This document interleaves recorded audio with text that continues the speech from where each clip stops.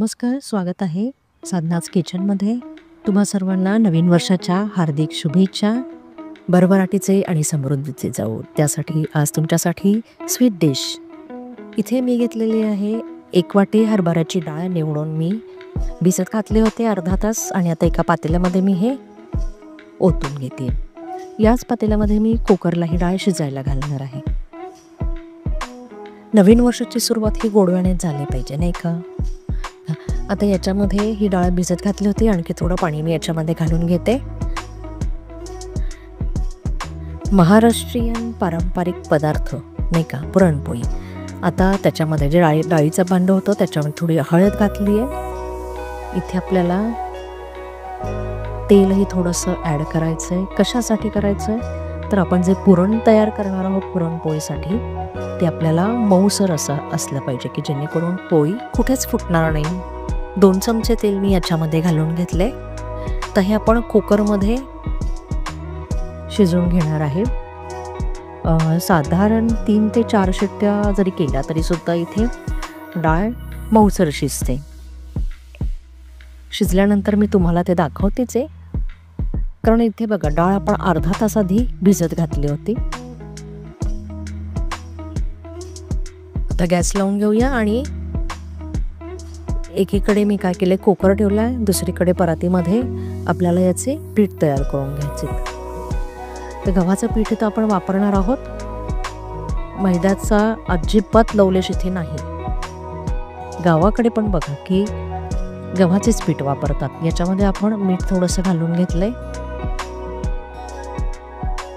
थोडीशी हळदही घालणार आहे. तुम्ही मला डाळीमध्येही घालताय, इथेही घालताय, कारण पुरणपोळी आहे ना आणि ती छानच वाटते. जरा असा पिवळसर रंग आला की थोडंसं चमचाभर तूप इथे घालणार आहे. आणखी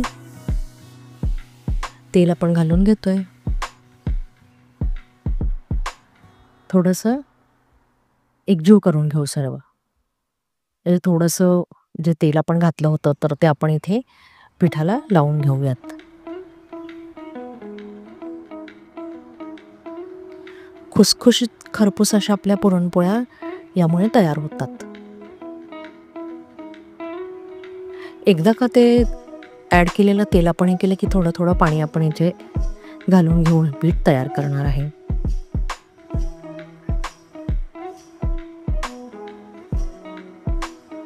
बघा, पौष्टिक पुरणपोळी म्हटलं ना की मग फक्त गव्हाच्याच पिठाचा आपण इथे वापर करायचा आहे. मैदा वापरला की मैदा हा आरोग्यासाठी चांगला नाही आहे तसा वापरायला, नाही का? म्हणून आपण इथे काही मैद्याचा वापर केलेला नाही आहे. थोडं थोडं पाण्याचा वापर करून इथे आपण कणिक भिजवून घेतोय. जेवढी सॉफ्ट तुम्ही ही कणिक भिजवून घ्याल तेवढ्या आपल्या पुरणपोळ्या छान येतील. जे नवीन शिकणारे असतील त्यांच्यासाठी तर ही फायदेशीर निश्चितच ठरेल. बघा,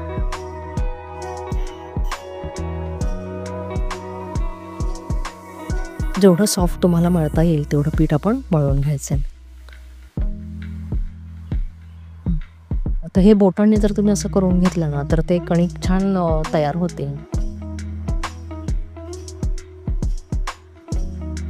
तशा आमच्या गृहिणी सगळ्या एक्सपर्टच असतात, है की नाही?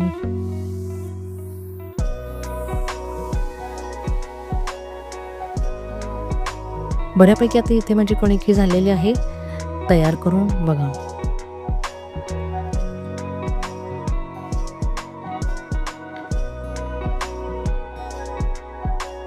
सॉफ्ट अशी मळून झालेली आहे.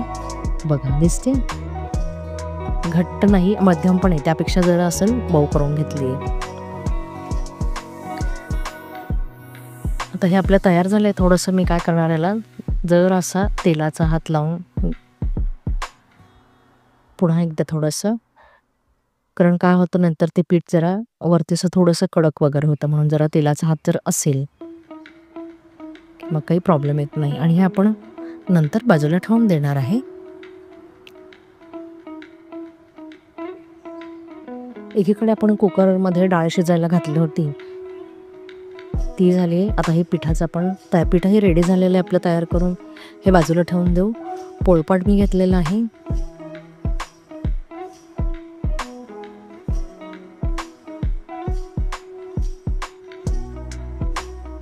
तुम्हाला दाखवते इथे पोळपाटावर.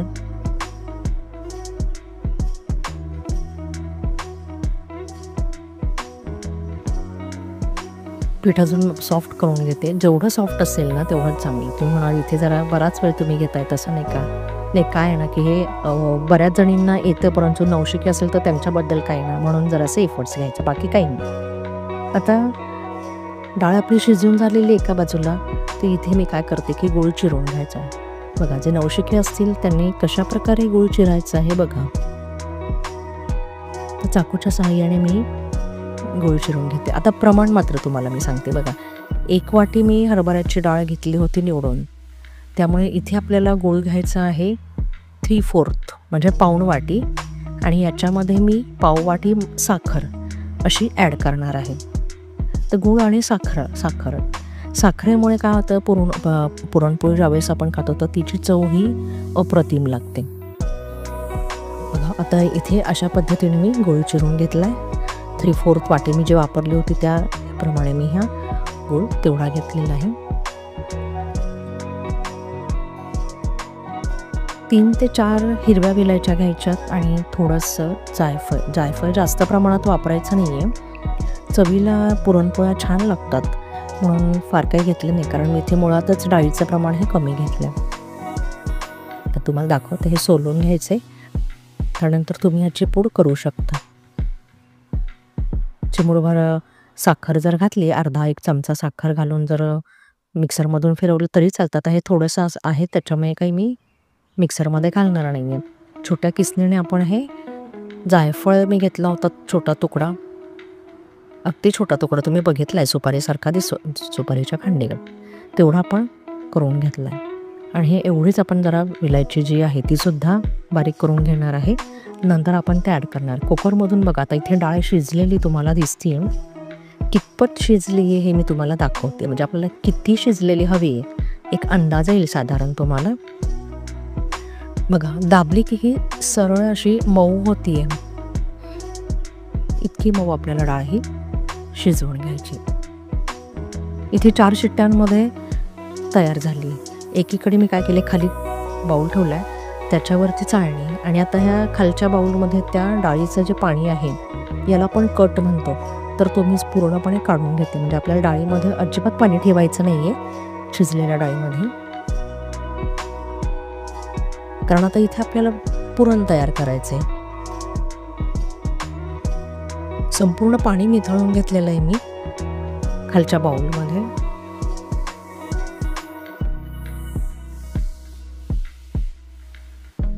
बघा, अजिबात पाणी ठेवायचं नाही आहे.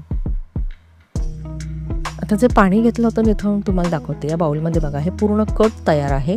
आता कुठला कट, तर आपल्या इतिहासातला कट नाही, हा आहे पुरणपोळीच्या आमटीचा कट.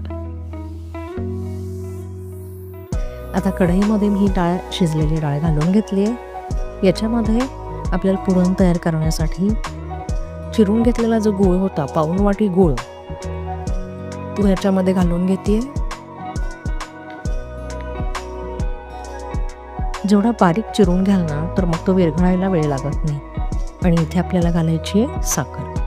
तुम्हाला मी सांगितलं होतं साखरेचं प्रमाण अगदी 1/4 जी वाटी मी वापरली त्यातली 1/4 वाटी, म्हणजे माझ्याकडे 2 चमचे तयार झाली. आता गॅसची फ्लेम ही मीडियम आचेवर ठेवायची आहे, मध्यम आचेवर, आणि हे आपल्याला पुरण तयार करून घ्यायचं आहे. सुरुवातीला हे विरघळत असताना, गूळ आणि साखर विरघळत असताना मी खास नवशिक्यांना पण हे सांगू इच्छिते, त्यावेळेस असं म्हणायचं नाही आहे, म्हणजे भीती वाटून द्यायची नाही कुठली, की अरे आता हे एवढं पातळ झालं आहे, पुढे काय होणार. तर जसं जसं ते तयार होत जातं पुरण ना, तो घट्टपणा येत जातो. तिथे मी काय केले, स्मॅशरचा यूज केलेला आहे, की जेणेकरून पुरण पटकन तयार होईल. आणि त्यानुसार मी ते जराशी पुरणाची डाळ मी ही स्मॅश करून घेते कढईमध्येच. एका हाताने सांडशीने मी कढई धरली आहे घट्ट, आणि दुसरीकडे स्मॅशरने हे करून घेते. म्हणजे आपलं इथे 75% हे पुरण इथे तयार झाले. बघा, बघू शकता इथे जे विरघळणारा गूळ आणि साखर दिसत होतं, आता हे याच्यामध्ये बऱ्यापैकी कसं तयार झालं समजायचं. तर ज्यावेळेस मी स्मॅशर ठेवते तर तिथे तुम्हाला लक्षात येतं स्मॅशर हलत डुलत नाही आहे, स्थिर उभा आहे. म्हणजेच काय, पुरण आपलं इथे रेडी आहे. बघा किती कशा पद्धतीने हवंय पुरण झालंय.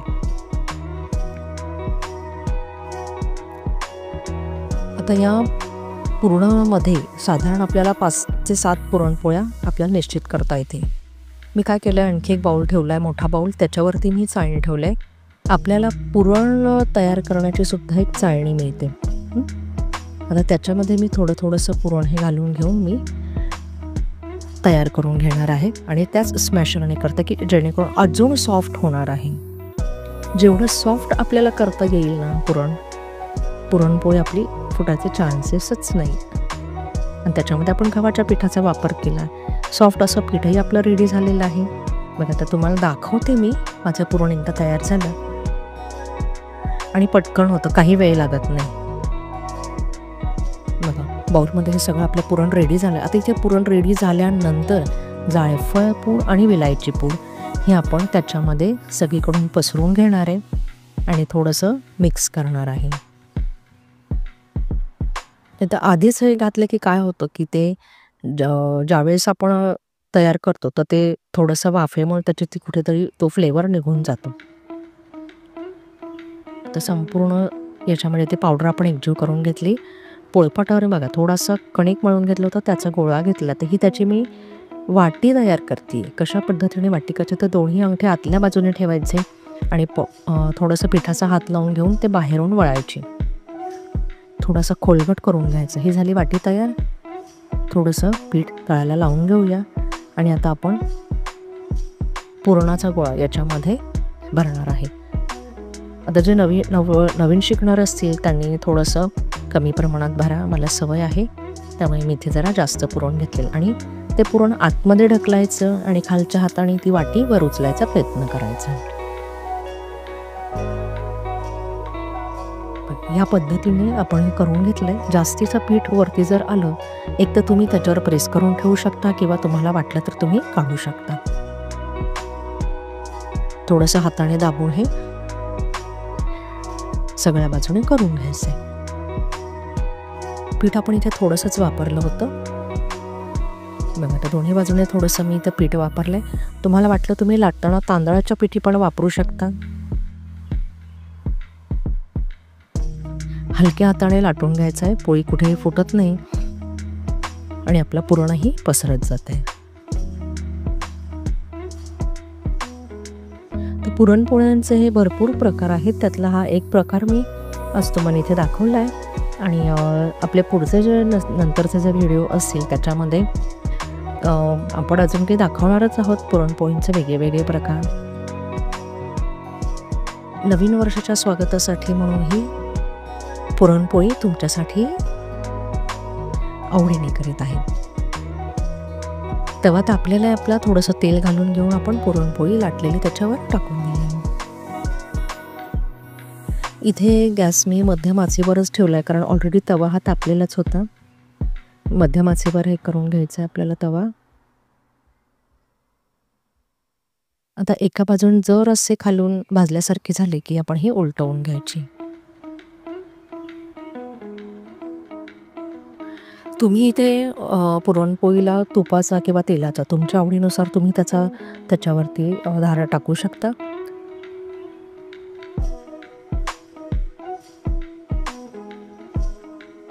दुसऱ्या बाजूने पण हळूहळू पुरणपोळी ही फुगते बघा. आपण इथे तेल टाकून घेऊया. पुरणपोळी फुलतीये छान. गव्हाच्या पिठाची करून पण ही आपल्याला कुठेही फुटलेली नाहीये बघा. दुसऱ्या बाजूने पण आपण थोडंसं तेल लावून घेऊ.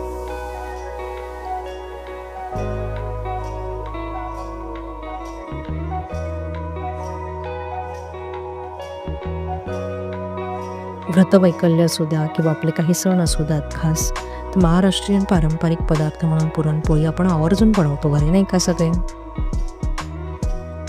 इथे आता आपल्या पुरणपोळ्या तयार झाल्यात. साध्या आणि सोप्या पद्धतीने मी पुरणपोळ्या कशा करायच्या हे तुम्हाला इथे दाखवलेलं आहे. बघा कशी टम फुलली आहे.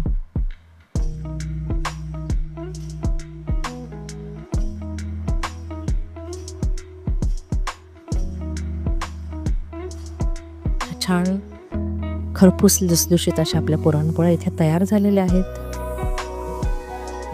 आता ह्या खायच्या कशासोबत? तुम्ही जर कटाची आमटी केली तर कटाच्या आमटीसोबत, किंवा तसे नसेल तर दूध आणि तूपही वापर करू शकता. छानपैकी तुपाची धार त्याच्यावर ठेवून दिली की ते मेल्ट होते, कारण गरम आहे पुरणपोळी आपली, सहज ती तूप तिथे विरघळते. चला, रेडी आहे. तर तुम्ही प्रत्येकाने ट्राय करा. नवीन वर्षाचा गोडवा, आनंदाचा गोडवा हा घरातील प्रत्येकाला द्या पुरणपोळीच्या निमित्ताने. आणि आवडल्यास लाईक करा, शेअर करा आणि सबस्क्राईब करा साधनाच किचनला.